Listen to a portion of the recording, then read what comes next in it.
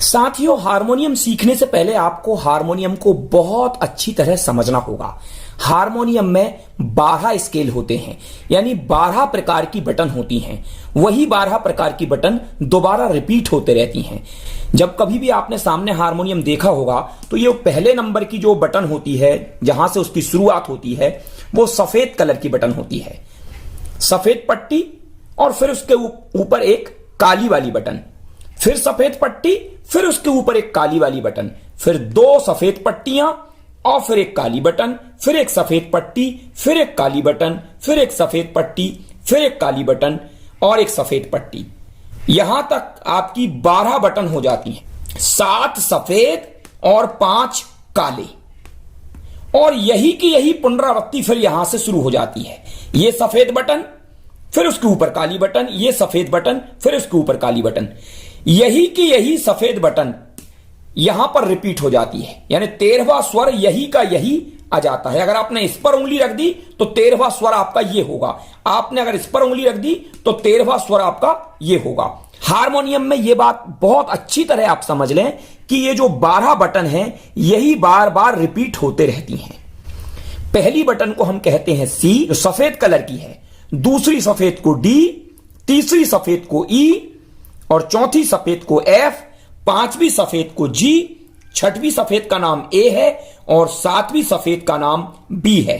फिर से जो सफेद आ रही है ये यही की यही सफेद बटन है जिसको हमने सी नाम दिया था। तो इनका नाम फिर से वैसा का वैसा पुनरावृत्ति हो जाएगी, C D E F G A B, और पुनः वही का वही C D E F G A B. तो सफेद स्केलों के नाम आपको पता चल गए। अच्छी तरह इन चीजों को समझ लीजिए। सी के ऊपर जो काली बटन होती है उसको हम कहते हैं सी शार्प, और डी के ऊपर जो काली बटन होती है वो होती है डी शार्प। ई के ऊपर कोई काली बटन नहीं है, मतलब इसका कोई शार्प नहीं है। एफ के ऊपर जो काली बटन है वो एफ शार्प, और जी के ऊपर जो काली बटन है वो जी शार्प, और ए के ऊपर जो काली बटन है वो ए शार्प, और बी के ऊपर कोई काली बटन नहीं है, तो इसका भी कोई शार्प नहीं है। इस प्रकार आप देखते हैं कि पुनरावृत्ति फिर से हो जाती, सी के ऊपर सी शार्प, डी के ऊपर डी शार्प। तो ये जो 5 काले बटन हैं, ये पहला काला है, ये दूसरा काला है, ये तीसरा काला कहलाता है, ये चौथा काला कहलाता है और ये 5वां काला कहलाता है। क्योंकि काला ये पहला है, ये दूसरा, ये तीसरा, ये चौथा, ये 5वां। तो ये स्केलों के नाम आप बहुत अच्छी तरह समझ लीजिए। हारमोनियम की शुरुआत आप देख रहे होंगे इस सफेद बटन से हो रही है, और यही की यही सफेद बटन यहां आ जाती है। यानी यहां तक आप जैसे ही पहुंचते हैं आपका सप्तक कंप्लीट हो जाता है। जिस बटन से आपने शुरुआत की, मान लो आपने सी से शुरुआत की और ये पुनः सी आ गया, ये पहली वाली सफेद, ये पहली सफेद आ गई वही की वही, तो आपका यहां तक सप्तक कंप्लीट हो जाएगा। यानी इसके बीच में पूरे 12 स्वर आ जाएंगे। लेकिन अगर आपको इस बटन को अपना सा बनाना है, यानी यहां से आप अपने सप्तक की शुरुआत कर रहे हैं, तो आपका सप्तक यहां जाके कंप्लीट हो जाएगा। ये देखिए, यही पहला वाला काला, ये देखिए पहला काला आ गया। लेकिन अगर आप यहां से अपने सप्तक की शुरुआत कर रहे हैं तो आपका सप्तक यहां जाके कंप्लीट हो जाएगा। ये 13वां स्वर यही का यही आ गया, ये दूसरा वाला सफेद। अगर आप अपने सप्तक की शुरुआत दूसरे काले से करते हैं तो आपका सप्तक यहां जाके कंप्लीट हो जाता है। तो इस बात को आप समझ लें।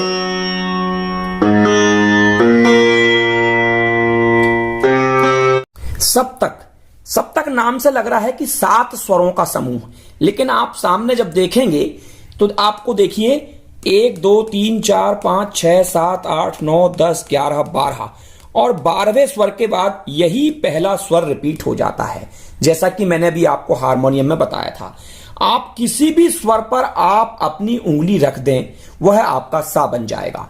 किसी भी स्केल को आप अपना सा बना लें, और उसके बाद जो अगला स्वर रहेगा वो कोमल रे रहेगा, जिसके नीचे मैंने देखिए आड़ी लाइन पाड़ दी है, ये कोमल रे का पहचान है, और ये शुद्ध रे।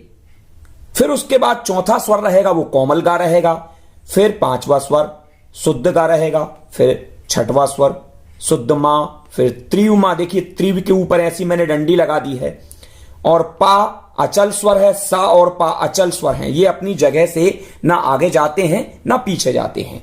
ये देखिए कोमल धा, और ये शुद्ध धा, फिर कोमलनी और शुद्धनी, और फिर यही का यही स्वर रिपीट हो जाता है। आप कहीं से भी अपना सप्तक बना सकते हैं, जिस स्वर पर आप उंगली रख देंगे वही आपका सा बन जाएगा और वहीं से आपका सप्तक शुरू हो जाएगा। हारमोनियम के शुरुआत के जो स्वर होते हैं वो बहुत भारी होते हैं, यानी उनकी आवाज बहुत मोटी सी होती है। जैसे ये देखिए,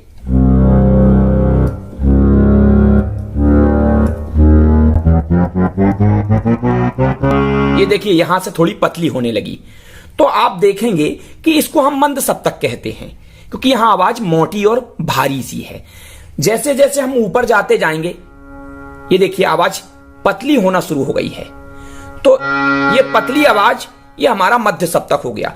तो मध्य सप्तक सबका अलग अलग हो सकता है, आपकी आवाज के ऊपर डिपेंड करता है कि आपका मध्य सप्तक कहां से शुरू होगा।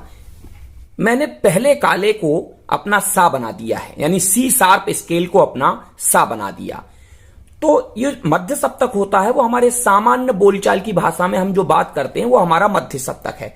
इसको मैं सा बना रहा हूं। मैंने सी शार्प स्केल को अपना सा बनाया है, ये देखिए।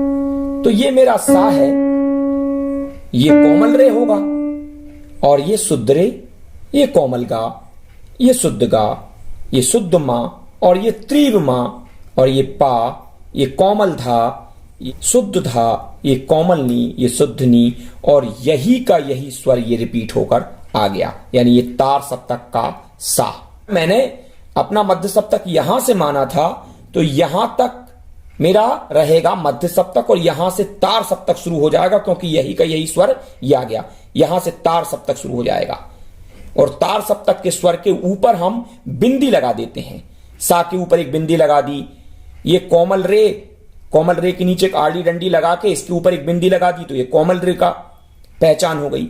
ये शुद्ध रे लिखकर ऊपर उसके ऊपर बिंदी लगा दी, ये कोमल गा के नीचे आड़ी डंडी और ऊपर अगर बिंदी लगा दी तो ये तार सप्तक का कोमल गा, ये तार सप्तक का शुद्ध गा, ये तार सप्तक का मां।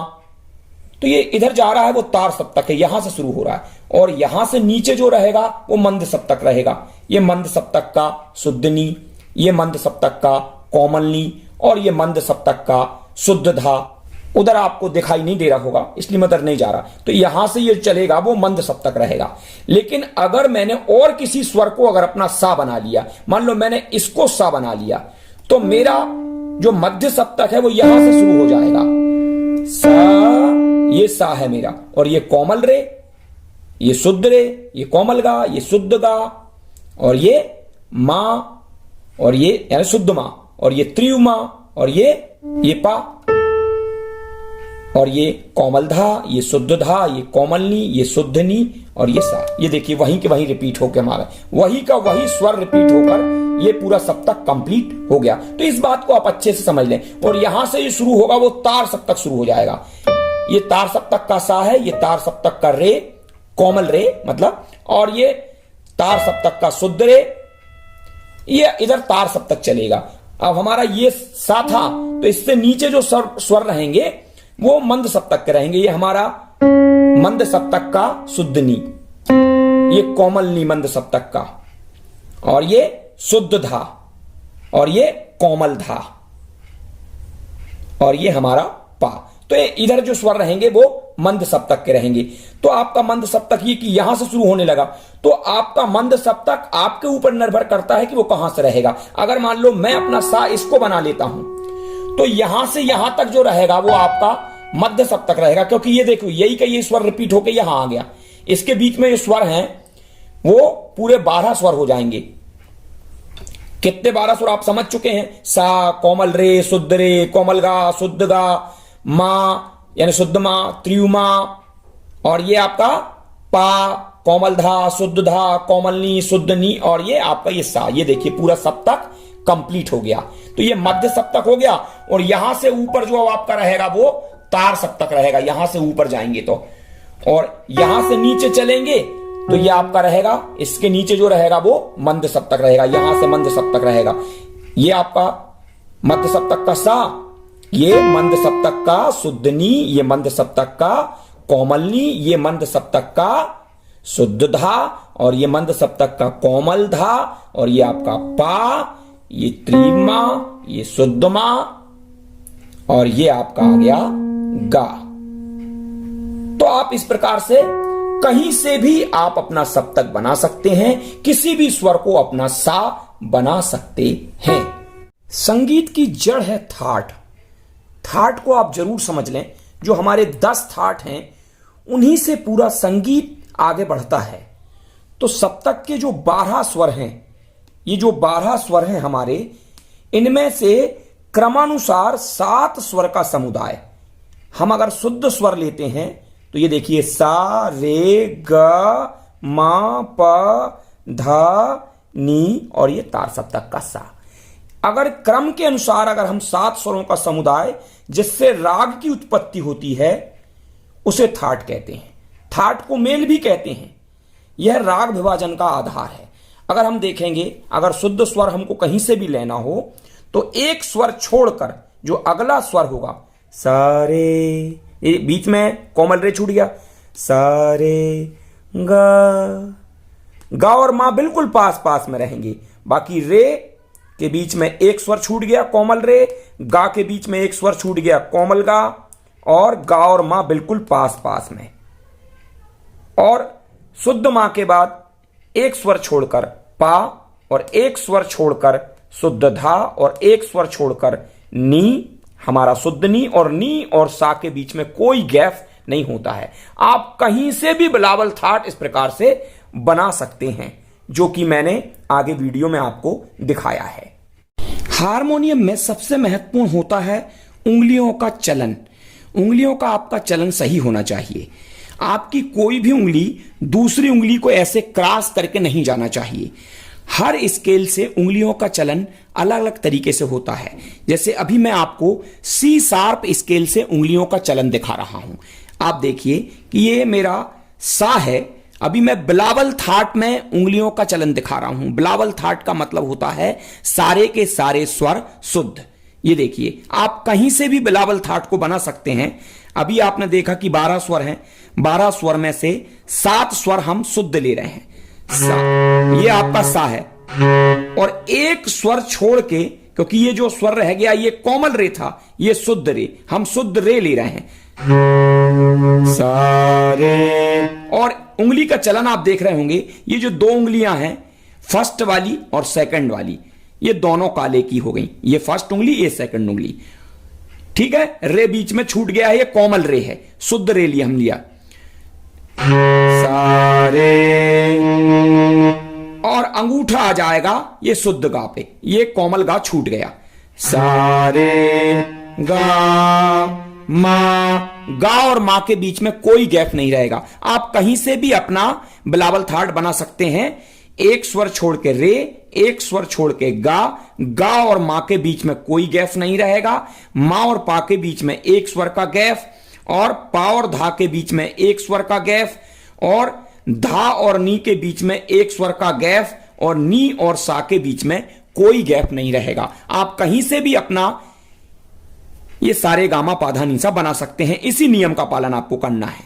तो आप उंगली चलन एक बार देख लें ध्यान से कि कोई भी उंगली आपकी क्रॉस ना हो। ये सा रे, गा पर अंगूठा, और मां पर आपकी ये पहली वाली उंगली, बीच की उंगली पा पर, धा पर आपकी ये वाली उंगली तीसरे नंबर की, और गा पर आपका अंगूठा, और सा पर आपकी ये फर्स्ट उंगली फिर से लग जाएगी।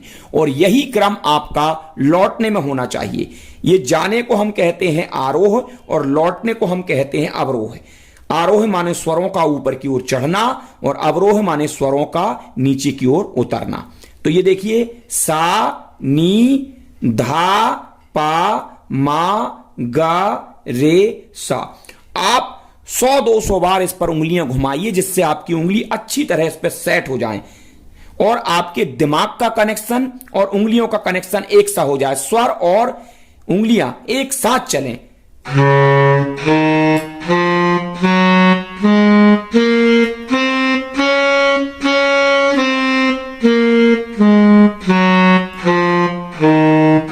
पहले बहुत धीमे धीमे कीजिए। सा रे गा मा पा धा नी सा नी धा पा मा गा रे सा। धीमे धीमे आप इनकी गति बढ़ाइए। सा रे गा मा पा धा नी सा नी धा पा मा गा रे सा रे गा मा पा धा नी धा पा मा गा रे सा। पहले धीमे धीमे खूब अच्छी तरह उंगलियों को सेट कीजिए। तो ये आपका मध्य सप्तक में अभी मैं सा रे गा मा पा धा नी सा बजा रहा हूं। ये तार सप्तक का सा आ गया, यही वाला स्वर। अब ऊपर की ओर जाएंगे तो ये तार सप्तक हो जाए।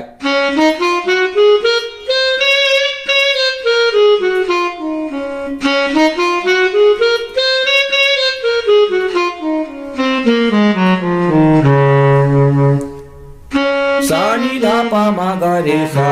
और नीचे की ओर जाएंगे तो ये हो जाएगा हमारा मध्य सप्तक। ये था तार सप्तक, ये मध्य सप्तक। और नीचे जाएंगे तो हम मंद सप्तक में चले जाएंगे। ये देखिए मोटी आवाज हो गई। सा नी धा पा मा गा रे सा।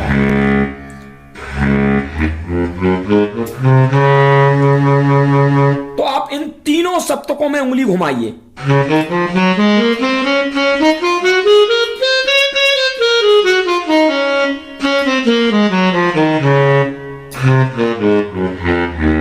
आप उंगलियों की प्रैक्टिस बहुत अधिक कीजिए। आज से आपकी विधिवत हारमोनियम की क्लास शुरू हो रही है। आपका सबसे पहला काम है, अगर आप पुरुष हैं तो आप सी शार्प स्केल को ही अपना सा बना लीजिए। इस पर आप अपनी उंगली रखिए और अपने स्वर को मिलाइए। इसको पहले ध्यान से सुनिए कैसा साउंड आ रहा है। सा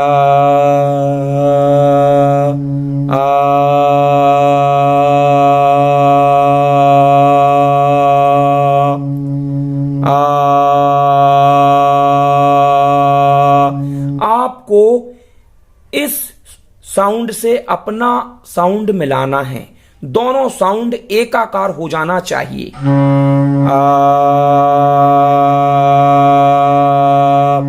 जब तक आपका साउंड एकाकार ना हो जाए, आपको इसके पहले और कोई प्रैक्टिस नहीं करना है। लगातार हफ्ते भर, 10 दिन, 5 दिन, 4 दिन, जितने दिन तक आपकी आवाज ना मिलने लगे, रोज 2-2, 3-3 घंटे इसी एक स्वर में आप सा का अभ्यास करें। सा।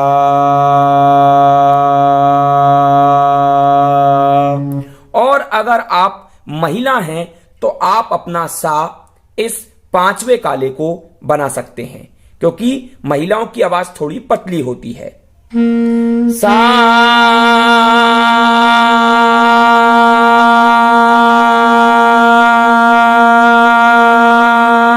तो आपको अपना सा भरना है।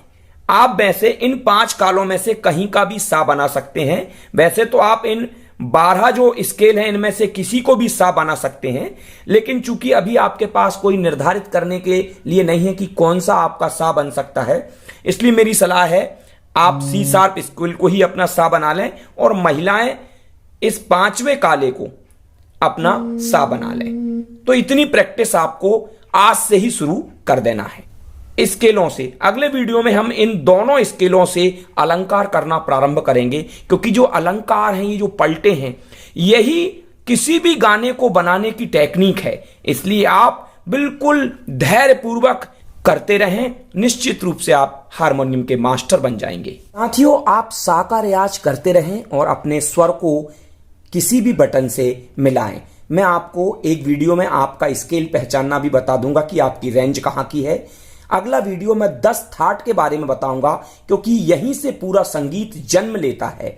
किसी भी गाने को आप अलग अलग डिवाइड कर पाते हैं, बड़े आसानी से उस गाने को ढूंढ पाते हैं। तो ये 10 थाट जो हैं, बिलावल, भैरवी, कल्याण, भैरव, काफी, खमाज, आसावरी, मारवा, पूर्वी, तोड़ी, तो इनको मैं बहुत अच्छे से आपको समझाऊंगा। तब तक आप सा का रियाज करते रहें। फिर मिलेंगे अगले वीडियो में।